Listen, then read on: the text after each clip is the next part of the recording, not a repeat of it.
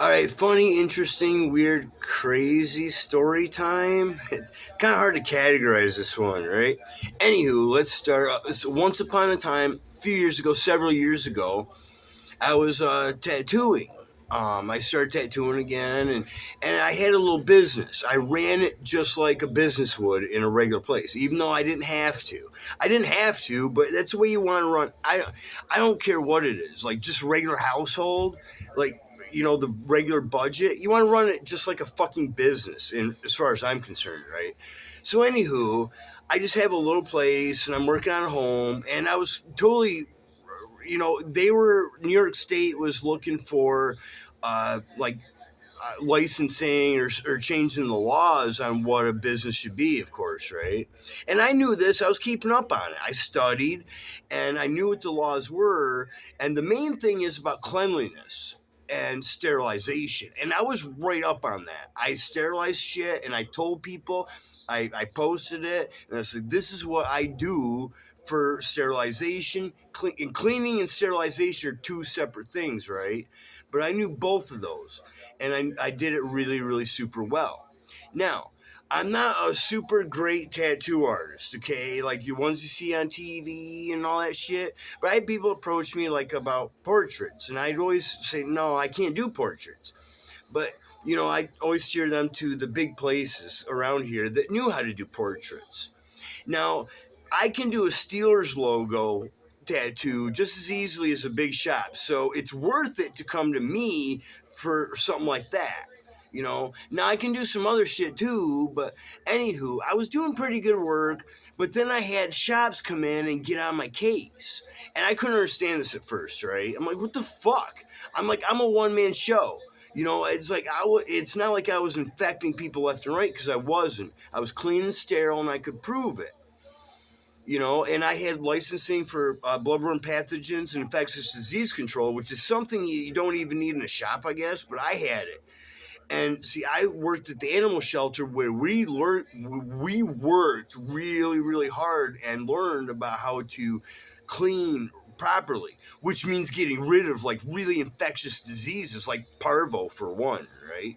Anywho, so I knew all that. But anywho, slowly what happened is, and I'm pretty sure this happened. Of course, I started being gaslighted, right? And towards the end there, when I couldn't do it no more, they shut me down effectively. And I said, that's okay. Because I was getting to the point. And now here's the fucked up thing, though. Like I said, I'm just a one-man show, but I'm doing things really good. And I had a really neat thing going on. And these people want to shut me down. And it's like there's no way I could compete with them, and I wasn't trying to. I'm just trying to do my own thing, and honestly, like the most, because one thing they're like, "Oh, are you paying taxes?" And dude, I looked at that too. I barely made enough to say so, and by the sliding scale fee or whatever it was, I think it was like $2,000 a year you're allowed to make or something like that without claiming it. I didn't even come close to half of that, right? Seriously. Like, okay, let's say I was very affordable, try to keep it cheap. Now, the most it would be like average for a big tattoo for me was 75. I try to keep it well under 100, so it was affordable for people.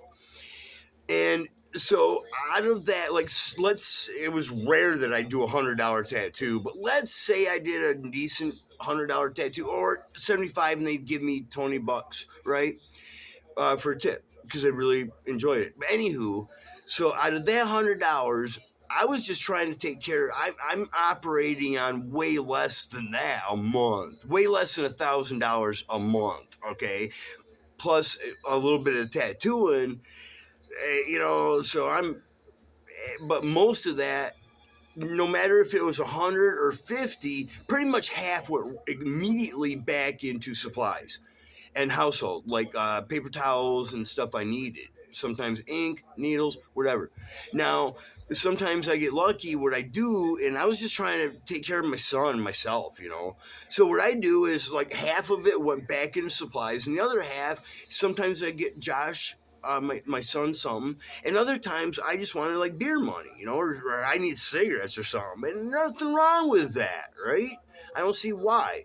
Sometimes it was something else, You know, sometimes, or actually a few times, I didn't make nothing because people just take the money and they wouldn't pay me back. And usually it's like $40, right? It's funny. But anyway, one of the shops I'm pretty sure sent in a spy, and she got on my case on online on my thing.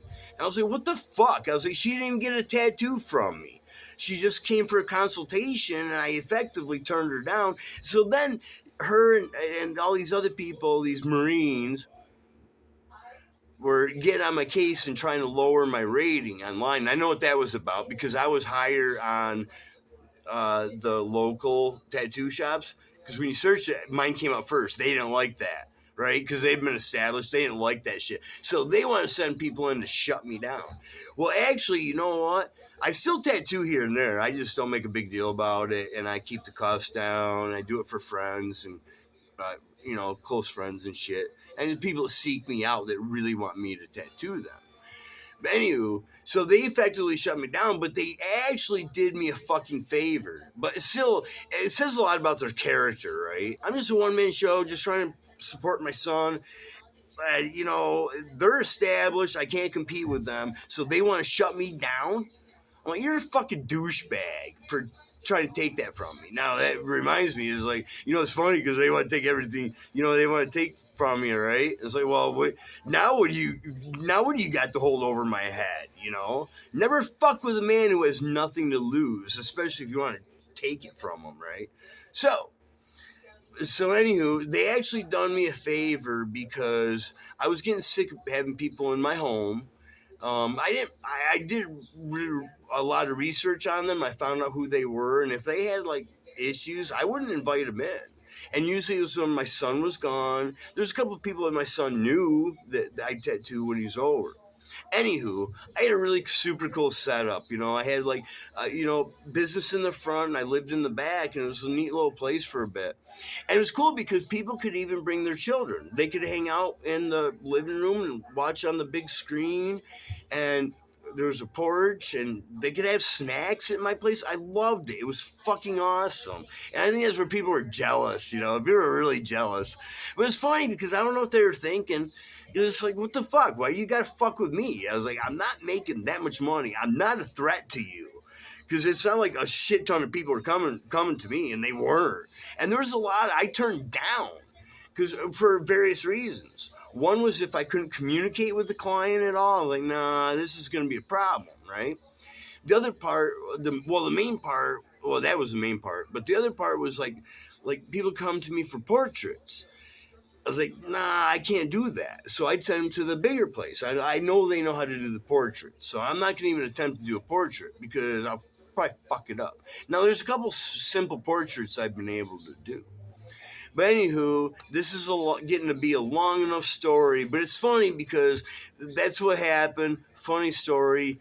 But, that's why I couldn't have a business, because I found out you have to be an asshole and even dump some of your morals away to own a business.